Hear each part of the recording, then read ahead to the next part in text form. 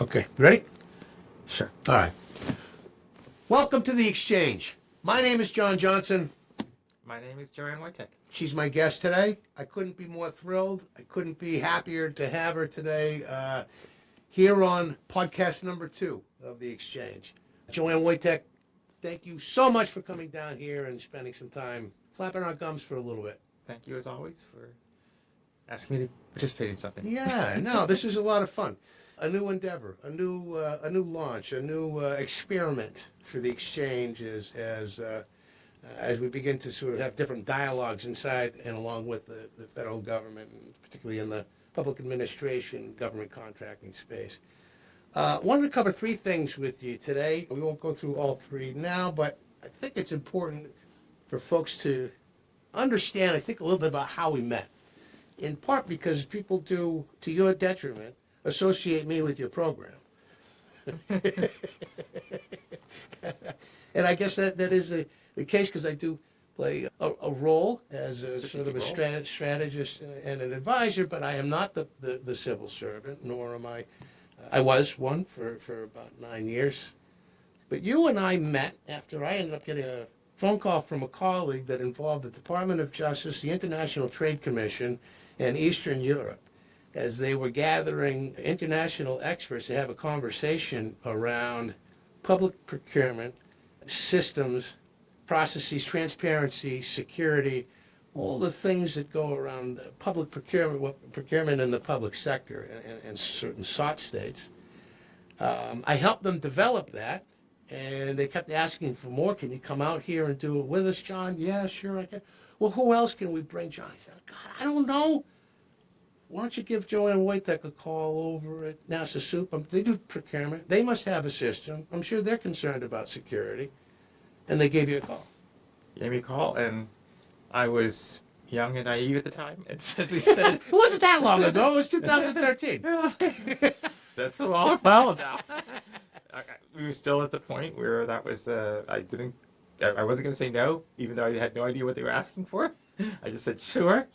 Sounds good. I'll be there, and then I had to figure out where Moldova was, because I agreed to do something that I had, was just off the top of my head, and so just went from there and found out where Moldova was, and as you mentioned that the topic was about procurement and security, and it seemed like we might have something to say about it, and have some good conversations.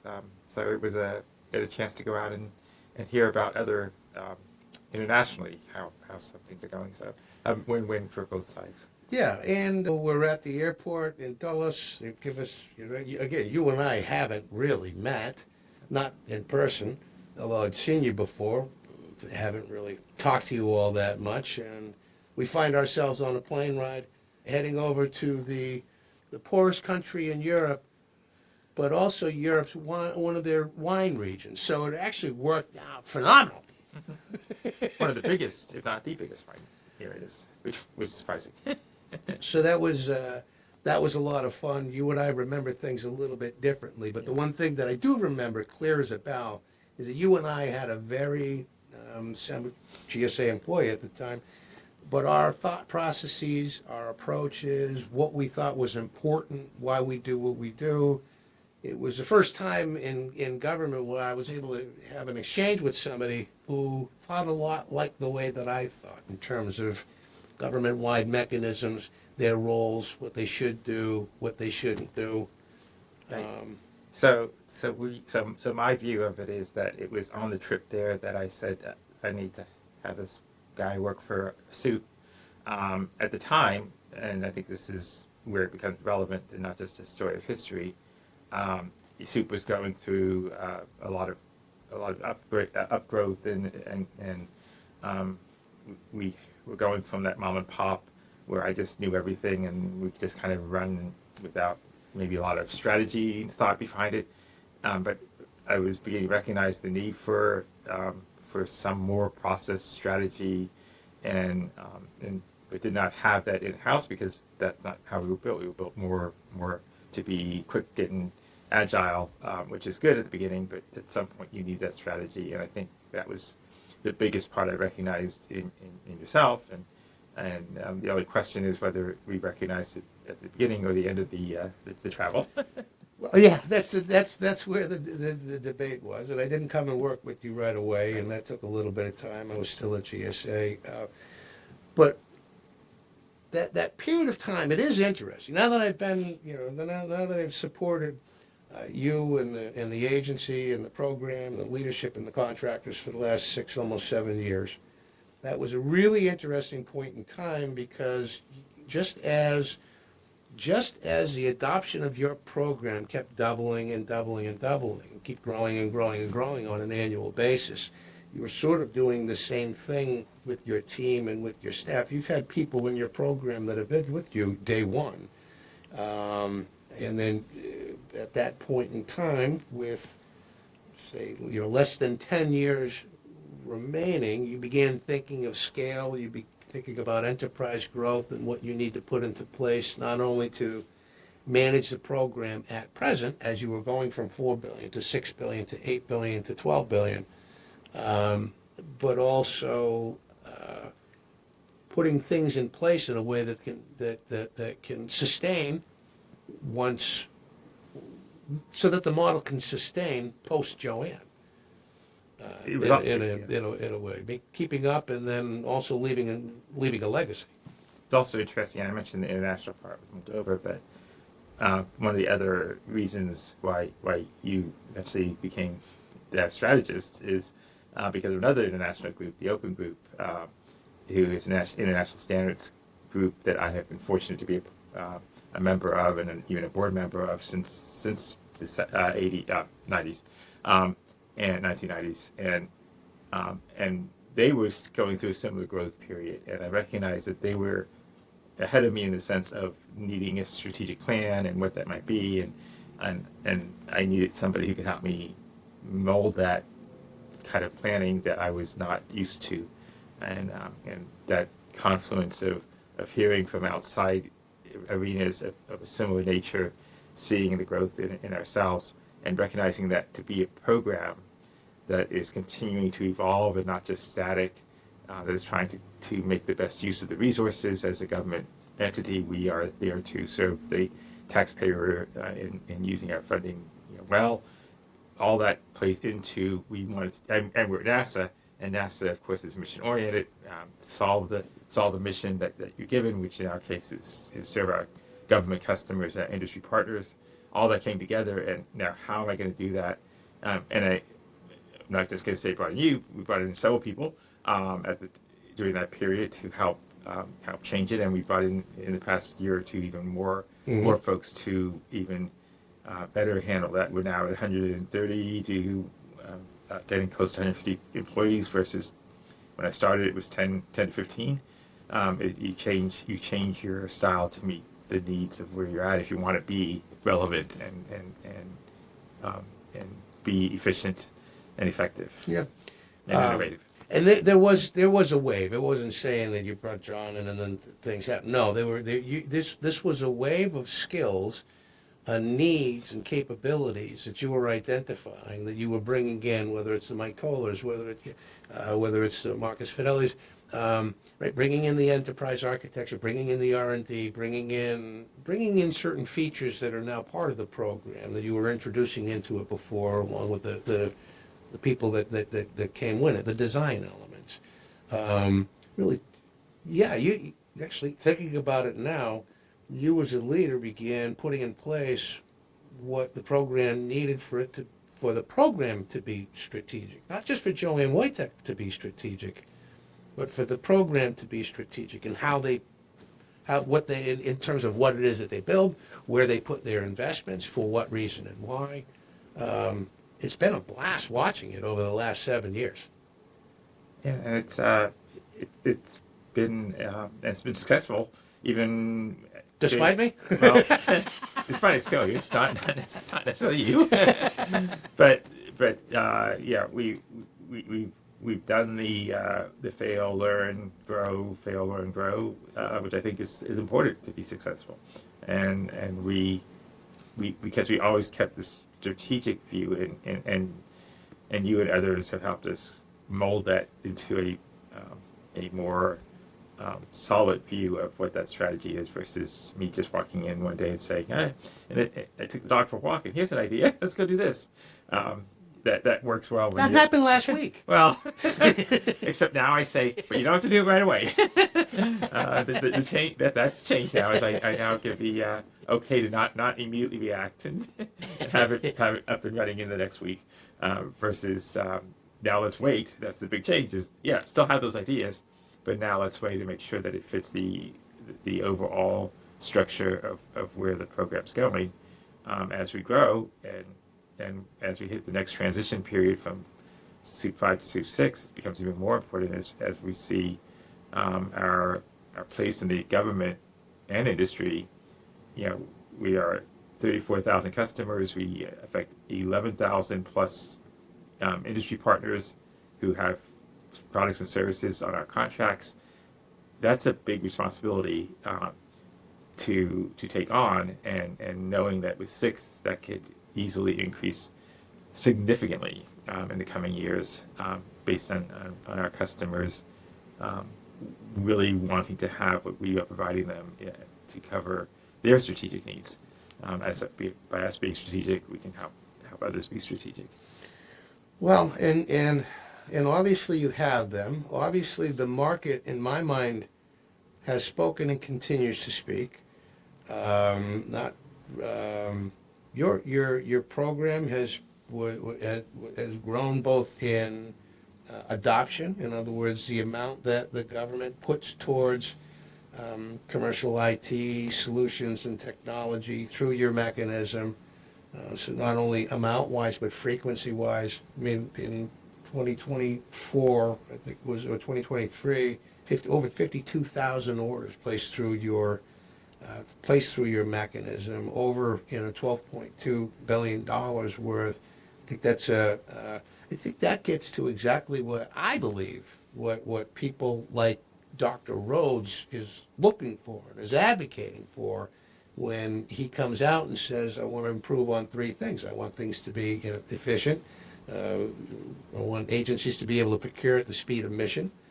I want things to be easier for them to be able to do so decreasing the friction there that allows for that, and as well as not only containing and helping to reduce costs and prices associated with transacting with the federal government. And I'm not biased.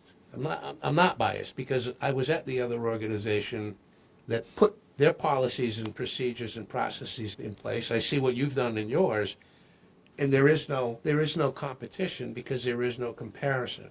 The ease of which agencies are able to transact, by comparison, it's measured based on the choice that agencies have when they acquire what they need through that mechanism, when they have choices. It's a tool that fits what they need for some particular, right? For some situations. And I would just say that it's true there's no competition because we have different cultures and different manners of working, and that's a good thing. It's a good thing to have multiplicity of choices on how to solve a problem when the problem is not solvable with a single solution. And when you talk about technology in particular, there's never a single solution involved in how one might approach a matter. And when you talk about acquisition, it becomes even more so because there are many ways to approach an acquisition. There are many ways to have a need for a mission, and sometimes the ways and the culture and the philosophy and how a GSA structure is built is different from how a NASA SEWP structure is built. That doesn't mean either one is right or wrong. It's just a different structure for a given customer. We always tell the customer, go to the one that meets your needs, but know that there's a difference between how we approach it, and I think that's always good. We're in a capitalist society. This is competition is good, and I think that if it drives the 2 different ways of interacting and providing benefit to our customers, that's a positive win for everybody. And that's the third piece of Dr. Rhodes' big 3: efficiency / speed, competition, lower cost / pricing. you don't have to make the argument, I'll make it for you. It seems like your mechanism fits with the goals and objectives sought by Office of Federal Procurement Policy. Let's shift a little bit. There's a nuance that you said to me years ago when I asked you a particular question, and as we were going through sort of defining or figuring out who it is we are as a program, and I came up to you and I've heard you say before, well, we're not a contract. We have a contract, but we're not an organization that exists because of a contract. Something along those lines. I asked you if we're a contract organization. You said no. I said, are we a platform organization? You said no. I said, if we're not one of those two things, what are we? Right. And you said, well, we're an information organization. Well, we're an information. We're an information organization. We're a program that, as part of the program, there is a set of this contract vehicle that provides the a central point of information flow, but the contracts themselves are not the reason. The reason is, for us, our existing is for the customer to be able to obtain their needs for the mission in the best way we can possibly provide it to them. And that makes us a program, and what most people and most other organizations who have tried to mimic us, and they have tried to mimic us since 1993, almost within the year of which we started, we were told, you won't be relevant anymore because we're going to do something better. But they always tend to make contracts and think of how to make the contract be the central piece.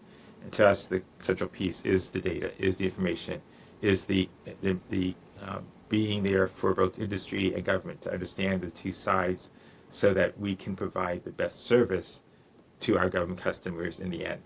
That is our philosophy from day one, from before I was part of that philosophy. Is what I got gained from the folks who started this and have tried my best. And I believe the success of SEWP is that we have always taken that into consideration.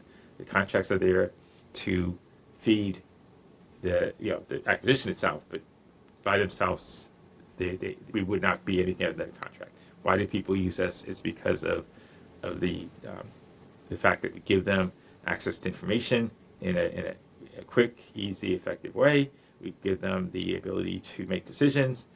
We don't get in the way of their making their decisions. We try to make it easier for them to make it versus try to get in their way or force them to a certain way or another. There's a lot of ways to do acquisition in the government, despite the fact that some of these regulations. The regulations often say, and my favorite line in FAR Part 16 is, fair opportunity is the CO has broad discretion. And if you use the word broad discretion in a regulation, then you can't say there's only one way to go. And so we have to give that CO that broad discretion, and that is our goal. And we think of that way. And then we think of industry and how to work with industry. Industry is not a monolith. So we have to not just be a contract that says X, and everybody has to do X this way and only this way, and be so firm and rigid that the way the industry actually works does not fit, and they therefore either have to charge us more, or make it harder to get to their technology, or maybe not get to the technology at all because we put barriers in that don't allow for that. The one philosophy that has always driven me in that regard is, and people sometimes think, you just let everybody do anything. It is very true. We are extremely flexible, but we are also extremely controlled. We can only be flexible because we know everything that goes on in the contract. We know everything that goes on with our customers. We know everything that goes on with industry. And if somebody tries to go outside the bounds, we can immediately stop it because we know that. We know when something's being done that's not in scope. We know when a customer is trying to do something that they're trying to buy something that doesn't meet 889. We know that won't even occur because we have such rigidity in how we handle those things that have to have those boundaries. But within the flexibility of acquisition that is given by broad discretion and similar types of statements, we can let that happen. Where my brain went is in three different locations, but I'm gonna just focus on one. One thing that I've noticed about your leadership, the way that you think of problems, which makes it completely different than other people. By the way, I find it thrilling. I love when you come in saying, I walked the dog, I got a new idea. Right? Everybody that's trying to put things in place gets, that makes them stressed. Uh, but to me, every day's a new adventure. So where are we gonna go with this one? When you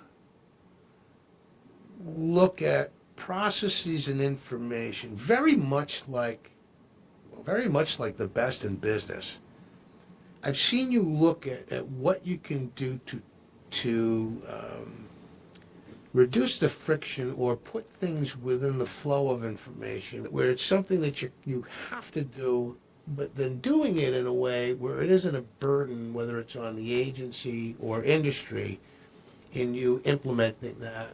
The introduction of UNSPSC codes is a feature of your next version that I think is a perfect example of that, because you're introducing something that is already in the workflow of industry, because it's something that they are generally required, if they're an international company, to have if they're conducting international business. So You take the unnecessary away from a process standpoint if it just adds to process without being required. And then I also see you introducing these small efficiencies that end up making your data, the quality of it, just as robust as it is. I mean, you've got an unbelievable data set. So the UNSPSC is an interesting situation because that's the UN, and I don't remember exactly the acronym, but it's this product coding that the UN has put together, where everything from a chicken to the atom bomb has a code associated with it. Anything and everything that you could buy in the world has a code associated with it, including IT, and most recently services. And that's key because I've been looking at UNSPSC for a long time, because the question in IT acquisition is often a question of classification. Mm-hmm. How do I say I want to buy a printer when HP calls them laser printers and Dell calls them something else, and they have slightly different terminologies. But if there's a coding that everybody has to follow, that would help. It's not perfect because it still has some squishiness to it. But what I've been watching from SEWP 5, where I would have liked to have put it in place, but realized number one, didn't have any services at the time. Number two, it was still not enough coding in the IT world. That has improved, and it is used by, as you mentioned, it's an international code. Most, if not all, manufacturers, it seems like, have that in their system. They may not even know it, but because it has to be in there somewhere, and so it may take a little while for people to find it. But I'm not creating something new. Is the bottom line. And I want to create a new coding that requires the industry to redo what they're doing. I want to create something that they should be able to find. And if you go on Google and you go to some of the major catalogs out there for IT, you'll see.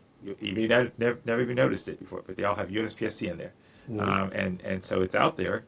It may require a little bit of work on industry to find it and put it into the systems. But once it's in, it should just manipulate itself versus, we're going to come out with a new one. The other thing we do, that is, we say, there's other codes out there. Well, we'll do the mapping then. Mm-hmm. We will take care. This is where it comes into, what does the program do that's different from other programs? We don't just say, here's the UNSPSC that solves all our problems. Here's the UNSPSC, but it turns out that that another agency, so we say, is coming out with another coding of their own. Well, our plan is, if that's the coding that people also want to know about, we'll do the mapping, and we'll do the cross-reference, so the industry doesn't have to map to it, but that we can do it for them once we have that understanding of the data. So, yes, that's a really good example of taking where industry's at, where the world's at, waiting for it to be mature enough to be useful, to be acceptable enough to not add to the burden of a normal transition, or not add more than need be, while greatly increasing for our customers the ability to say, find me a printer, and no matter what they call it, we'll find them a printer. Well, that gets into the data collection. One point that I'd like to, so there was an executive order that came out, coupled with FITARA, which is still out there as a law, where Every agency is required to report out to OMB and OFPP their inventory, what they have, what they bought, where they spent it, where it's located, making sure that they have controls over what they're not only what they're spending their money on from a transaction perspective, but where is it located? And is it secure from a security standpoint? It's interesting. They came out with that very not too long ago, and I'm sure that OMB and others are doing their data calls with the agencies. And this is what happens anytime you're in government too. Oh, data call. It's a scramble.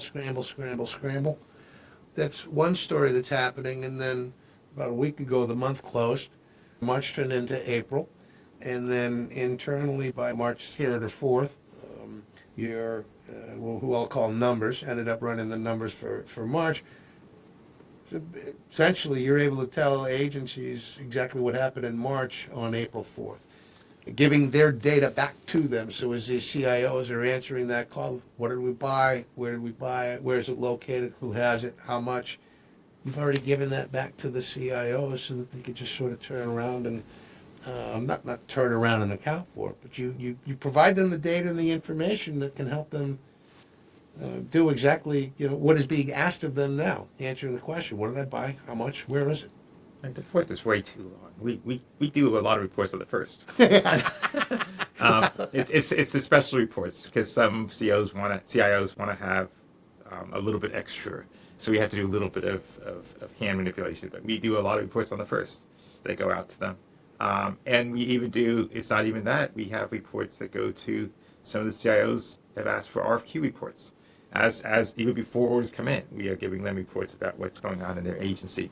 One of the key differences from SEWP 4, I know we're coming to SEWP 6, but SEWP 4 to SEWP 5 is a major change in our data collection in that we went from knowing as little as possible so nobody could quite honestly, so nobody could ask us about what was being purchased to knowing everything possible. So now we can tell the CIOs exactly everything that is happening. And that was a major change in 5. And then we provided the strategic ability for them to create their own this is what I want to know about, but also this is what I want my agency procurement folks to buy from. We'll be calling them storefronts in SEWP 6. I have an agency storefront. These are the items that my agency should be purchasing from. So even before they get a report, they already know that they're purchasing from the right place, and we can tell them when they aren't, and we can give them the control and decision making of what they want to do and not do. We don't make the decision. We try never to be decision makers, but rather information providers to those decision makers who are in the right place to do so. Well, because they're the ones that own the requirement, they're the ones that own the mission, and they're the ones that make the call. And be clear, it's very detailed. It's everything about the pricing. It's about is it TA compliant? It's about who the actual original manufacturer was, and all that is verified. The relationships involved. I don't know if we do it, but we can give them competition, how many RFQs or codes. There's all that data is available to them, and some of it is done via, you mentioned fourth, but even in fact some of our CIOs have asked for direct interaction, and they can go to a dashboard and look things up directly. So we are not just, it's not just as heavily data driven, but it's true accurate data. It is what has been purchased. We know an order cannot go through the system until we verified everything on that order and ensure that it is on contract and correctly priced and correctly all the things that need to get verified. Again, control. We have a lot of flexibility, but we have that flexibility because we have the data that allows us to control that flexibility. Or allow the agency to control the flexibility. That's how they want it. My favorite story, and I got a lot of stories. One of my favorites was when 3 friends from the 3-letter agencies came down to your offices to talk about 889, supply chain and restricted products, and they wanted to know more about, what you do and the supply chain information that you have. And at the end, or towards the end, right before we were going to break to eat. They were very apologetic, and one of them turned and said, "My goodness, I hate to tell you this, but we found two. How many items do you have in your database? Over 4 million." Yeah. They said we found two items that we think are not in accordance with 889. Our colleague was sitting next to that person and said, "Well, what are the two items?" She gave him the information. We broke for lunch and some pizza and some salad.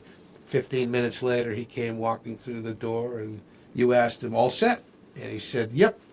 And our three guests were a little bit confused and asked, "What do you mean by that?" At which point in time you said, "Well, we've identified those two items. We've taken them from our system and flagged them so that they're no longer available anymore. Sorry we missed that, but we process over how many items per day? How many new products? 11,000. 11,000 items per day. So yeah, two slipped the crack, but we've already slipped that into the system, gotten them out of there.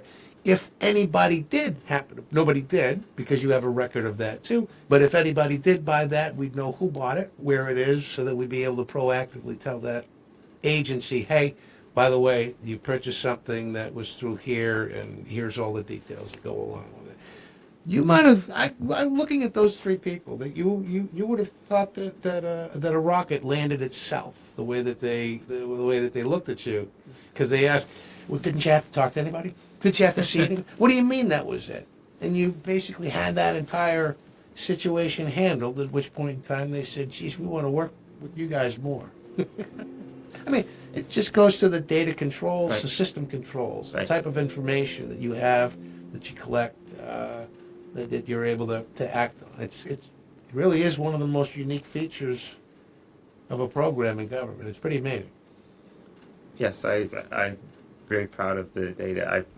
I having talked with, it's hard to explain, and sometimes I even feel like I may be overblowing it, but then I go and look at it and it's like, no, I think we have the best data of part numbers. We have the best data of companies.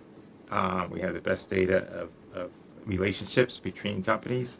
We have the best data of pricing and tracking of that in the world, not just in the government. Part of it's because you look at every single one of them. Not every single one. You've created some automation, but when there's questions, you have eyes on everything that goes through it. Exactly like you said. Most other agencies will just download something else from a third party provider, and the accuracy of that ends up being not only in question, but it's never able to keep up with the market. I know I've talked to companies, manufacturers, and I've said, "So this is what this part number means." They're like, "Really?" I'm like, "Yes." Yeah. Yes, I know what your part numbers are, and you don't even necessarily know. And you also get a lot of, "Well, that's not that's actually, that's made by this company." It's like, no, not really. We know who actually makes that company, and it's in our system that way, and you have to match that. You can't, the whitelisting and that, if White labeling. right, like, that NVIDIA is a big one. NVIDIA has lots of chips out there. Well, they're the manufacturer. If it's the Dell NVIDIA, it's in our system as NVIDIA, not as Dell. Mm-hmm. And we try to do that as best we can. I would also take the time to say with SEWP 6, one of the lessons we learned. Bear in mind that again, 5 is where we started doing the data. So we've learned. You went from nothing to something, right. from 4 to 5. Right, and so we had lessons learned, and a key part to providing the data to people is to understand that it's all, we're going to call them confidence levels a lot at 6. There's a lot of information out there, and it's always changing. And some things you can be 100% confident on, and some things you can pretend that you are. You can say, "Oh yeah, I know that this is the relationship," but you don't really, because the terminology or the information flow isn't there. We're going to provide our customers not just with yes, no necessarily, but when there is gray, which there often is in the real world, not the pretend world of government, but the real world of industry. There is a lot of gray area in terms of what we know and don't know, and what is given and not given. Well, we're going to tell a customer, this is not known as well. You may need to do more yourself before you buy it if you care about this piece. Or this one we know 100% sure, and let them know where we're at. Because you can put a clause in a contract, you can use a tool to look something up and say, oh, now I know 100%. You probably don't. One of the things I like about the NIST guidelines is if you read them, they often talk in those terms too. And people think, oh, they give you exactness. They don't. They talk about the guidelines to follow, because there is no 100% in most of what we do. So we're now matching that with information to our customers. Let them decide what they need to, and help them. If they need more, we will help them get more information or get more into comparisons or whatever we need from them.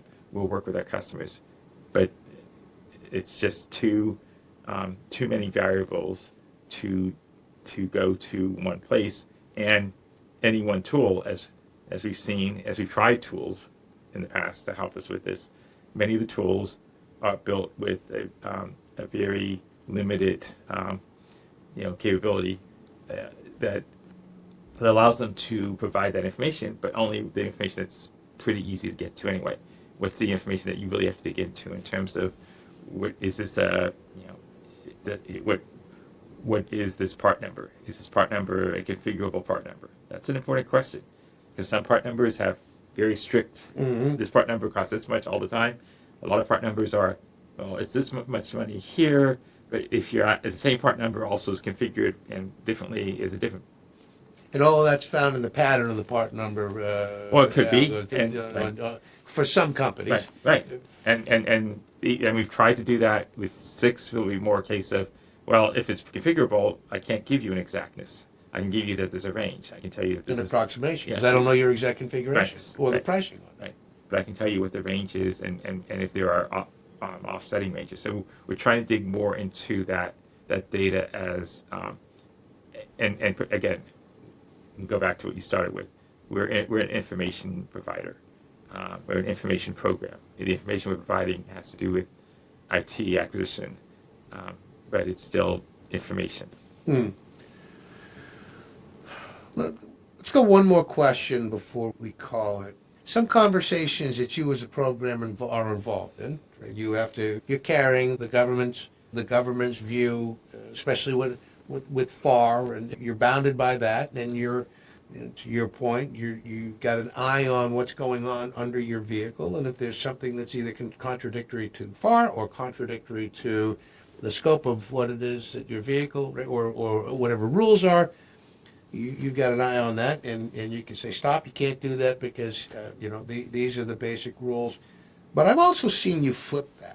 Right? So when the government at certain points in time have had certain asks of, hey, we want industry to do this, we've had conversation. Industry's scared because they never want to come up and say, hey, that's not the best idea, and here are the reasons why.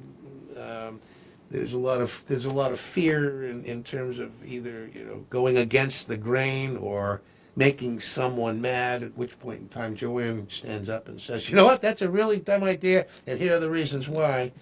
You end up carrying that forward on behalf of industry.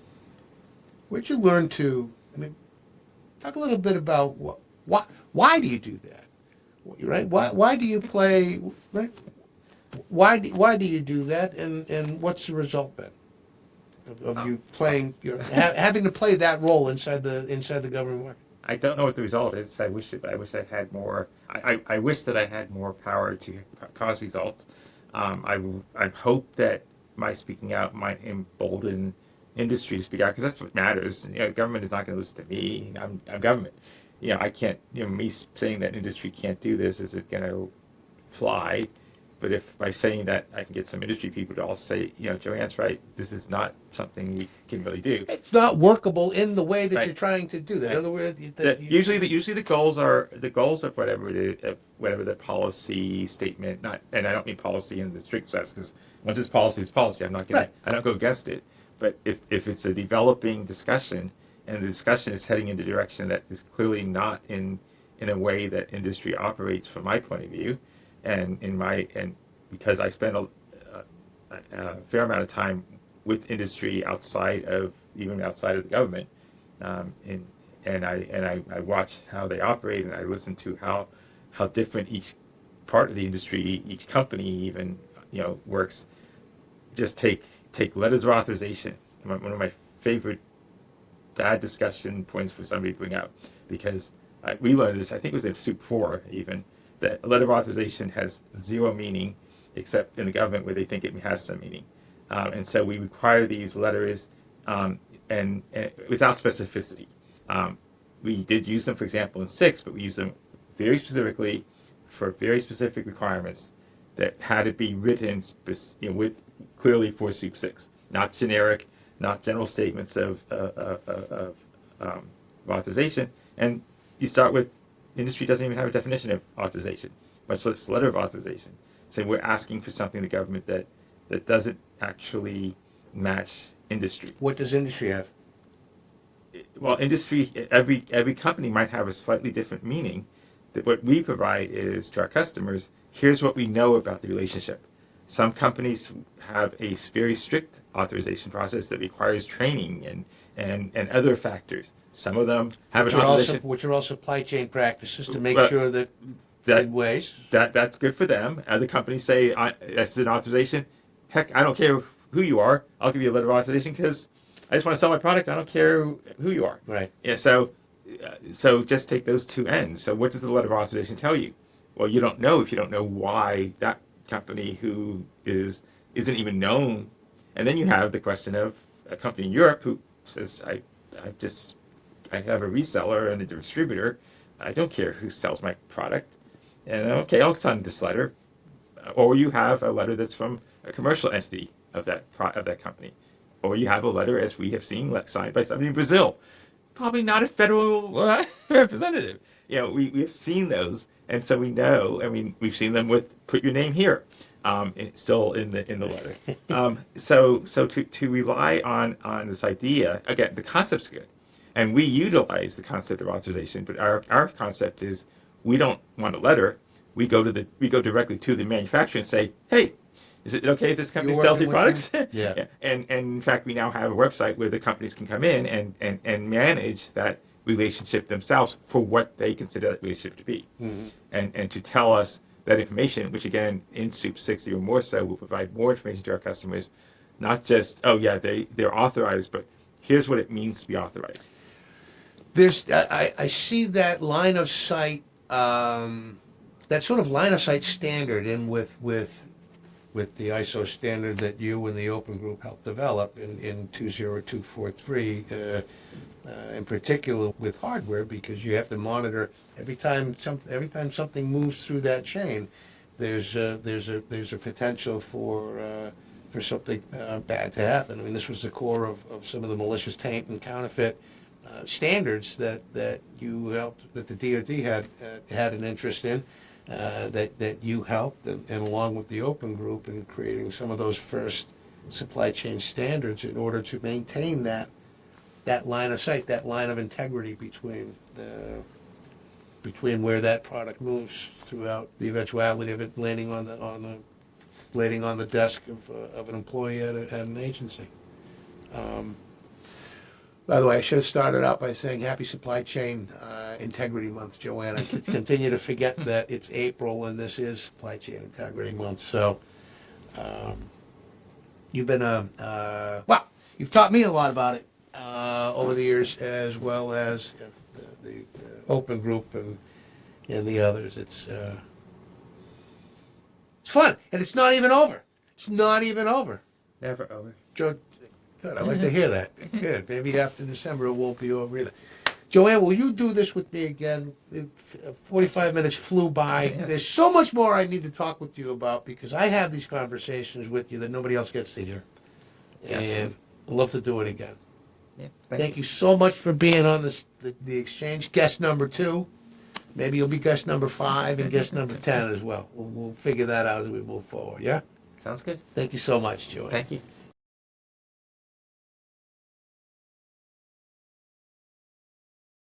All right. Woo! All right.